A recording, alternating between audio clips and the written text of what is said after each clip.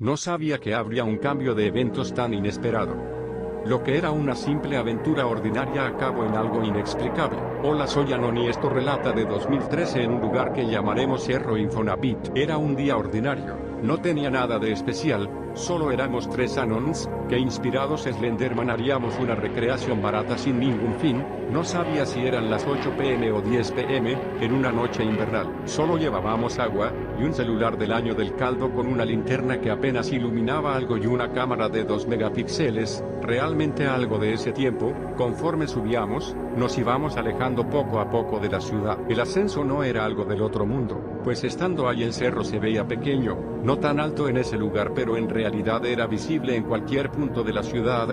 De hecho era un punto de referencia. Su fama residía en varias cosas, como el árbol de Navidad que ponen en cada invierno, las quemadas de pasto que son visibles en varias partes de la ciudad, y uno de los sitios sin ley, donde no cualquiera entraría. Cerca de ahí, el cerro parecía no tener fin, pues era como si estuviese por capas, pero en un inicio incluso había cuevas artificiales llenas de basura, revistas para adultos, y cobijas por así decirlo. Al principio, solo el pasto era visible, y entre más se avanzaba torres de electricidad se alzaban a nuestro alcance, incluso huesos completos de vaca podían ser visibles, aunque eran los puros huesos. Al alejarnos, conforme el tiempo pasaba se oscurecía más y más, al punto de estar con esa lámpara que apenas alumbraba a lo que si se contaba con una lámpara pues la tenían en un bolsillo, y ahí comenzó el viaje. Lo primero fue una cobija gruesa, tenía más de 1,5 metros enrollada, pero decidimos no acercarnos, y dimos el segundo ascenso, donde solo árboles secos y uno que otro aún con señales de vida eran visibles. Entonces solo estaba el ruido de los grillos, alguno que otro ladrido,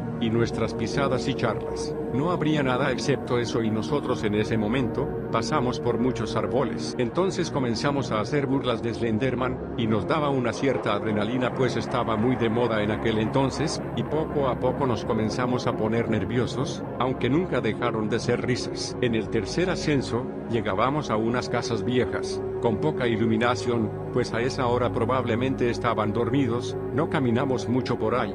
De hecho evitamos la zona. No mucho después llegamos al cuarto ascenso, donde ya estaba más inclinado el piso, y el pasto era más verde, la vista era hermosa, las estrellas eran visibles, cosa rara pues aún seguíamos en la ciudad. Y eventualmente llegamos a un punto muerto, había una cerca enorme con alambres y un aviso de cerca electrificada. Intentamos subir pero no se podía, así que solo tomamos fotos del panorama de la ciudad y comenzamos a bajar. No bajar realmente porque nos dimos cuenta que el cerro era enorme, así que caminamos por 1 hora más o poco más, y llegamos a una parte extraña, pues al principio estaba solo y esa parte comenzaba a tener pavimento, pero aún así seguimos caminando hasta que encontramos una bolsa nuevamente del tamaño de 1,5 metros, pero nuevamente no le dimos importancia, pero poco después nos detuvimos por unos minutos. Yo no vi mucho al inicio, pero mis acompañantes se congelaron y gritaron detrás de ti.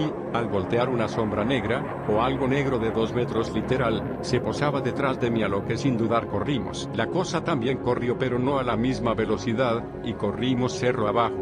No sabemos a qué punto nos dejó de seguir, pero según los Anons, nos persiguió un cuarto del tramo y desapareció en la oscuridad. La vista eran centenares de casas abandonadas, todas como obra negra, sin color ni ventanas y puertas, un fraccionamiento en el olvido, probablemente cuna de vagabundos y cholos. Entonces continuamos el descenso y apenas podíamos ver, pues estaba aún más oscuro y eventualmente llegábamos a esos árboles de nuevo, pero ahora, se veían luces a lo lejos, gente aparte, y decidimos apagar la linterna. No hicimos ruido y los dejamos pasar, y en cuanto fue posible corrimos cuesta abajo y ya estábamos en el comienzo, pero al volver estaba completamente vacío, y simplemente volvimos a casa. Sin duda, aunque no pasó nada especial, fue una experiencia fuera de lo ordinario, por más sencilla que haya sido. Sea lo que sea que nos haya perseguido, fuera real o no, siempre quedará en duda.